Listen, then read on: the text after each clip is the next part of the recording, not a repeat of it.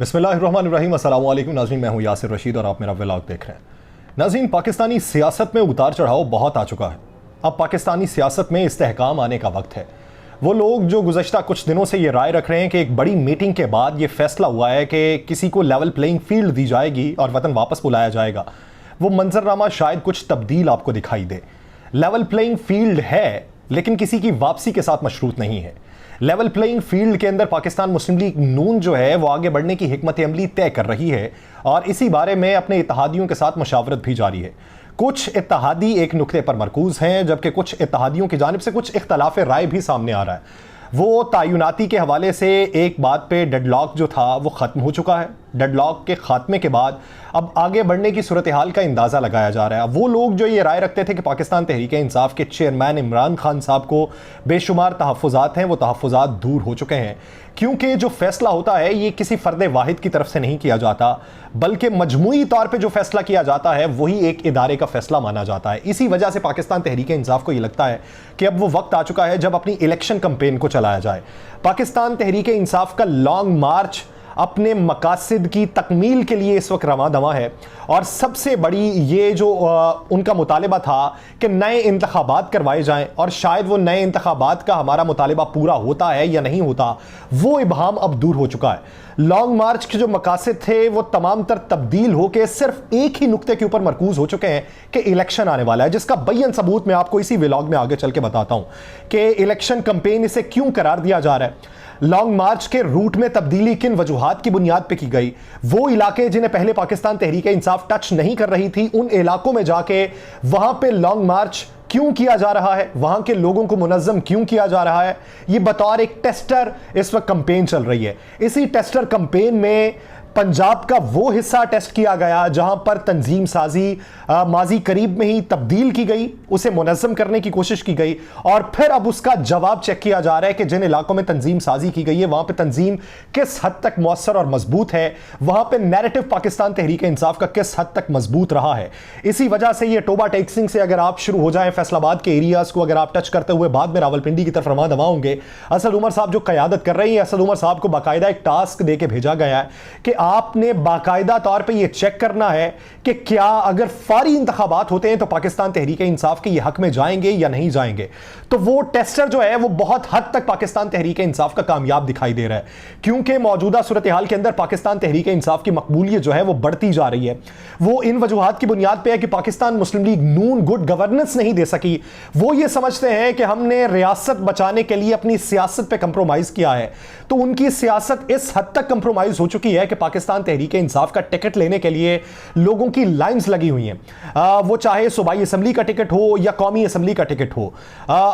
तो वहां पे पाकिस्तान तहरीक इंसाफ का सबसे बड़ा इम्तिहान ये होगा कि आपने पिक एंड चूज किस तरीके से करना है। क्या वो सेकंड लीडरशिप के दिए गए मशवरे के ऊपर आपने पिक एंड चूज करना है या जमीनी हकाइक को देखते हुए करना है। असद उमर साहब के पास इस वक्त बड़ा टास्क ये है कि आपने इन इलाकों के अंदर लॉन्ग मार्च करने के साथ साथ इस बात के ऊपर आपने ध्यान रखना है कि अगर मुस्तकबिल करीब के अंदर यहां पर टिकट दी जाए तो कौन सी शख्सियात मौजू हैं, किन शख्सियात का धड़ा बहुत ज्यादा मजबूत है, कौन सी शख्सियात के साथ नजरियाती कारकुन बहुत ज्यादा हैं और किन शख्सियात ने नए लोगों को पार्टी में शामिल किया। ये असद उमर साहब जांचने के लिए निकले हैं। इसी वजह से 18 तारीख बताई जा रही है कि 16 से 18 तारीख के दरमियान ये रावलपिंडी पहुंचेंगे। तो रावलपिंडी पहुंचने से पहले बहुत से मामला जो तय हो जाएंगे, जिसकी बाज़गश्त आपको सुनाई देती है, उसमें अभी कहीं ना कहीं पे कोई इबाहम बाकी है। सऊदी वलीअहद का जो दौरा पाकिस्तान मुलतवी हुआ, इसमें अगर ज्यादा नुकसान पाकिस्तान मुस्लिम लीग नून का है या किसी और का है, यह सवाल का जवाब जानने की बेहद जरूरत है। पाकिस्तान तहरीक इंसाफ के बेशतर रहनुमा या वो सियासी शख्सियात जो पाकिस्तान तहरीक इंसाफ की खैर खा हैं, उनकी नजर में सऊदी वलीअहद यानी सऊदी क्राउन प्रिंस सऊदी वजीर आजम मोहम्मद बिन सलमान का दौरा पाकिस्तान मुलतवी होना पाकिस्तान तहरीक इंसाफ के लिए सेटबैक है। पाकिस्तान तहरीक इंसाफ को कभी उम्मीद थी कि मोहम्मद बिन सलमान जब दौरा पाकिस्तान पर मौजूद होंगे तो बेशतर जो मुतालिबात हैं और मंजरनामा है वो किसी हद तक पाकिस्तान तहरीक इंसाफ के हक में जाएगा। बिलाशुबा पाकिस्तान मुस्लिम लीग नून की जो कदावर शख्सियात हैं उनके रवाबित, खानदानी रवाबित सऊदी हुकाम के साथ हैं और उन्हें इस बात की कभी उम्मीद थी कि पाकिस्तान के अंदर सूरत हाल बेहतर करवाने में सऊदी वली अहद का बहुत बड़ा किरदार होगा, क्योंकि दौरा सऊदी अरब के मौके पर हमारे वज़ीर आज़म शहबाज शरीफ साहब ने सऊदी हुकाम से ये इल्तजा जरूर की थी, इस्तदा की गई थी कि पाकिस्तान में सियासी इस्तेहकाम के लिए आप अपने रवाबित को बेहतरीन बुनियादों के ऊपर इस्तेमाल लाते हुए हमारे लिए कुछ बेहतरी का सामान कीजिए, जिस पर सऊदी वली अहद की जानिब से उन्हें इशारा भी दिया गया था। लेकिन पाकिस्तान तहरीक इंसाफ को इस बात का कभी इम्कान था कि अगर सऊदी वली अहद मोहम्मद बिन सलमान पाकिस्तान के दौरे पर आते हैं तो वो राबिता जरूर करेंगे पाकिस्तान तहरीक इंसाफ के चेयरमैन इमरान खान के साथ। बातचीत उनके साथ बराह रास्त बेशक ना हो, लेकिन राबिता जरूर किया जाएगा। वो बिलवास्ता राब्ता किया जाए या बिला वास्ता राब्ता हो, वो राबिता जरूर होना था और उसी राबिते में कोई अहम पैगाम भी भिजवाया जाना था जो अभी तक भिजवाया नहीं जा सका। उनके दौरे के ना होने का असर पाकिस्तान तहरीक इंसाफ पर भी पड़ा है, लेकिन पाकिस्तान तहरीक इंसाफ के लिए फिर भी बहुत सी जो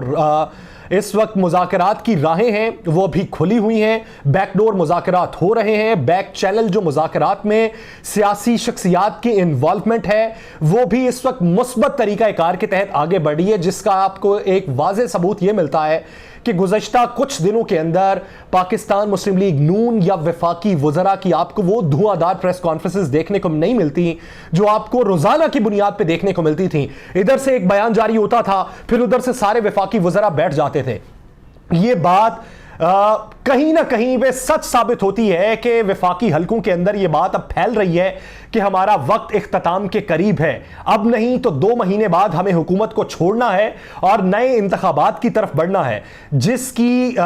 यकीन दहानी पाकिस्तान तहरीक इंसाफ को हुई और पाकिस्तान तहरीक इंसाफ ने अपनी इलेक्शन कैंपेन को ज्यादा मजबूत किया, जिसका बैन सबूत यह है कि वज़ीर आला ऑफिस से तमाम सरकारी अस्पतालों में 2 बार 1 महीने में मुरासले जारी किए जा चुके हैं। उन अहकामात में यह लिखा हुआ है कि फ्री अद्वियात को आपने हर सूरत पर मुमकिन बनाना है। 3 सफ़हात पे मुश्तमिल वो मुरासला है जिसमें इस बात को इंश्योर करने की कोशिश की गई है कि आपने तमाम पेपर वर्क करने के बाद रिपोर्ट जो है वो सीएम ऑफिस को इरसाल करनी है और उसमें आपने ये बताना है कि कितनी अद्वियात आपने मुफ्त तरीके से आवाम तक पहुंचाई हैं और कितनी अद्वियात आप खरीदना चाहते हैं। प्रिक्योरमेंट जो है वो दिसंबर के महीने में पूरी करनी है 1 साल की। उन शोबाजात में जिनमें पाकिस्तान मुस्लिम लीग नून की जब हुकूमत आई थी पंजाब में, जिन शोबाजात में आपने अद्वियात देना बंद कर दी थी, जिसमें खासकर शोबा सरकारी अस्पतालों की अगर बात की जाए तो कैंसर की अद्वियात और आर्थोपेडिक्स की अद्वियात, उसे देना बंद कर दिया गया था। तो पाकिस्तान तहरीक इंसाफ की जब हुकूमत आई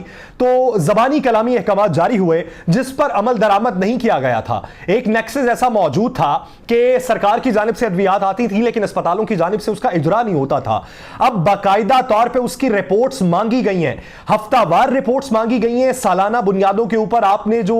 उसका सारा प्रिक्योरमेंट करना है उसकी तमाम तर तफसीलात पेपर वर्क मांगा गया है और इस बात को इंश्योर करने की कोशिश की गई है कि सेहत इंसाफ कार्ड के ऊपर आपने कितनी अद्वियात फराहम की और उसके अलावा कितनी अद्वियात फराहम की गई। यह बाकायदा तौर पर इलेक्शन कैंपेन का हिस्सा है कि आपने सेहत के निजाम को मुनज़्ज़म बनाना है, आवाम को एक पैगाम पहुंचाना है कि पाकिस्तान तहरीक इंसाफ की हुकूमत सेहत के शोबे में बेशुमार पैसा खर्च कर रही है। उसमें कहीं ना कहीं पे सदाकत जरूर मौजूद है, लेकिन नेक्सस आप जानते हैं कि सरकारी अस्पतालों के अंदर या सरकारी महकमों के अंदर नेक्सस तो मौजूद होते हैं। एक बड़ी खेप आती है, उस बड़ी खेप में किस तरीके से अपने हिस्से बांटे जाते हैं वो बात तो सभी जानते हैं। जब तक इदारों की मजबूती नहीं होगी, इदारों के अंदर इस्लाहात नहीं आएंगी, यह तरीकाकार चलता रहेगा। लेकिन सरकार इस वक्त इस बात के ऊपर ध्यान दिए हुए है कि कहीं ना कहीं पे अवाम को रिलीफ मुंतकिल किया जाए ताकि अवाम की तवज्जो अपनी तरफ मबजूल करवाई जाए। इसी वजह से तरक्याती काम जिस तेजी के साथ हो रहे हैं और तरक्याती कामों का जो इजरा हो रहा है, वो जो साल से या 2-2 साल से काम पेंडिंग पड़े हुए थे,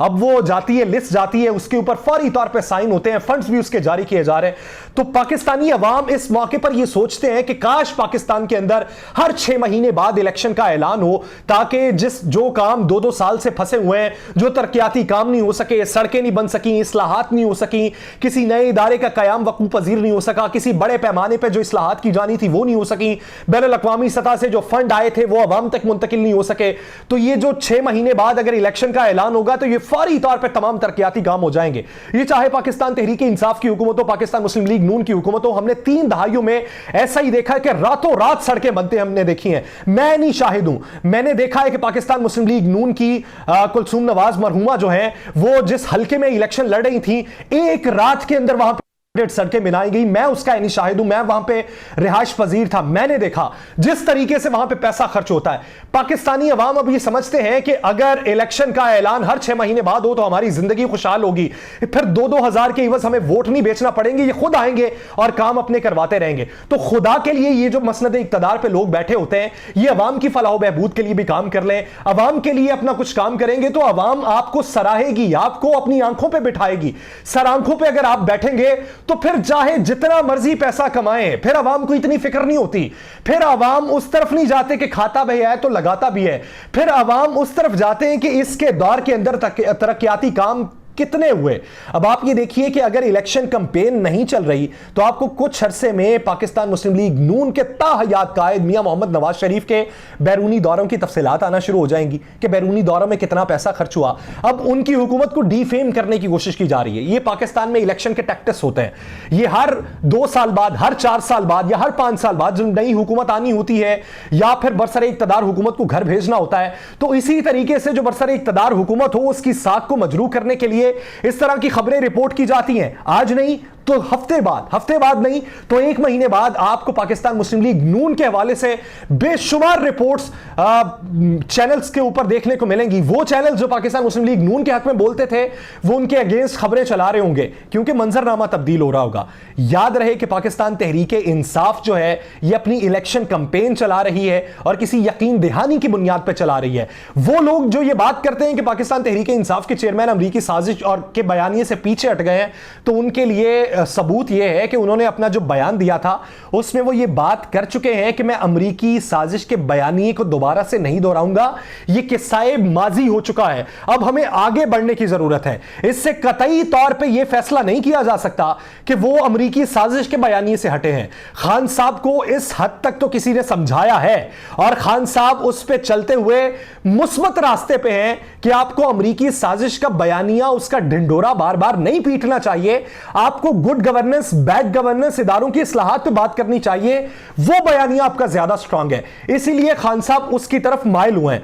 खान साहब ने अमरीकी जरीदे को दिए गए इंटरव्यू में यह बात जरूर की है कि हमारे जो अमरीका के साथ ताल्लुकात थे ये एक हुक्मरान और गुलाम जैसे ताल्लुकात थे, ये बराबरी की बुनियाद पे ताल्लुकात नहीं थे। मुस्तकबिल में अगर हम इनसे बराबरी की बुनियाद पे ताल्लुकात बनाएंगे तो वो हमारे लिए भी अच्छा होगा, वो अमरीका के लिए भी अच्छा होगा। उसी इंटरव्यू में उन्होंने ये बात भी कर रखी है कि इसमें ज्यादा जो कसूर है वो अमेरिका का नहीं बल्कि हमारे हुक्मरानों का है। उन्होंने पाकिस्तानी हुक्मरानों को ब्लेम किया है, पाकिस्तानी पॉलिटिकल सिस्टम को ब्लेम किया है कि पाकिस्तानी पॉलिटिकल सिस्टम की वजह से हम बड़े मुमालिक के साथ यानी तरक्की याफ्ता मुमालिक के साथ उस तरह के ताल्लुकात नहीं बना सके जो एक मुल्क को अपनी स्टैंडिंग दिखाते हुए ताल्लुकात बनाने चाहिए थे। अब मुस्बत समत में चीजें जाना शुरू हुई हैं, लेकिन वो लोग आखिर पे वो लोग जो सेहत के ऊपर सियासत करते हैं, वो लोग जो उसे ड्रामाई अंदाज में बयान करते हैं, वो लोग जो उस पर ठट्ठेबाजी करते हैं, वो लोग जो उसे ड्रामा करार देते हैं, जो लोग ये बात करते थे कि पाकिस्तान तहरीक इंसाफ के चेयरमैन को गोलियां नहीं लगी,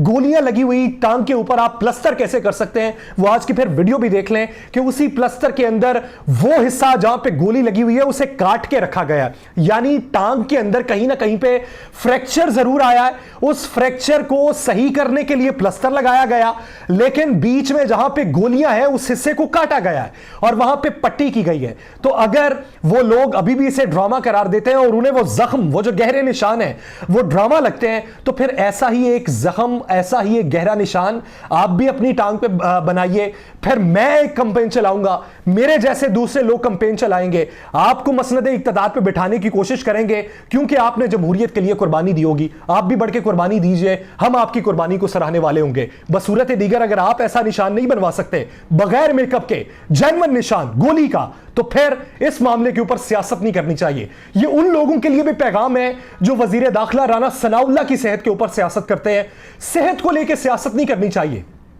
सियासी असलूब जो होते हैं वो बैड गवर्नेंस, गुड गवर्नेंस, दूसरों के तरक्याती काम, उनके मनी लॉन्ड्रिंग, जिस तरह की भी आप सियासी असलूब के ऊपर उसे परखना चाहें उसे परखिए। तकड़ी को अगर तोलना है तो बराबर के मीजान में रख के तोलिए। यह नहीं हो सकता कि एक तकड़ी के नीचे आप उसका कोई और बयानिया रख रहे हो और दूसरे का कोई और बयानिया रख रहे हो। बराबरी की बुनियाद पे देखिए, अगर आपका कायद आपके लिए मोहतरम है तो एक छोटा सा तबका अगर दूसरी जमात का है, मैं बड़ा तबका नहीं कहता, चले मान लिया आपका तबका बड़ा है, यह पाकिस्तान तहरीक इंसाफ के लिए भी पैगाम है, यह पाकिस्तान मुस्लिम लीग नून के लिए भी पैगाम है, जो ये कहते हैं कि 15 से 20 अफराद सड़क पे आते हैं, सड़क को ब्लॉक करके बैठ जाते हैं, जलाओ घेराव करते हैं और फिर कहते हैं लाखों का मजमा है। दोनों के लिए पैगाम है। बराबरी की बुनियाद पे देखिए, अगर आपके वर्कर आपके लिए मुकद्दम है तो फिर दूसरे के वर्कर उसके लिए भी मुकद्दम है। उनके नजरियात को भी आप अपने पैराए में देखते हुए उसको जज कीजिए, बराबरी की बुनियाद पे बात कीजिए। यह लान तान की सियासत को अब छोड़ना होगा। अब सियासत के उसलूब बदलने का दौर है। यही वो दौर है जहां से नुक्ता या आगाज जन्म लेगा और सियासत बेहतर हो सकती है। मुझे दीजिए इजाजत, अल्लाह ने के बाद।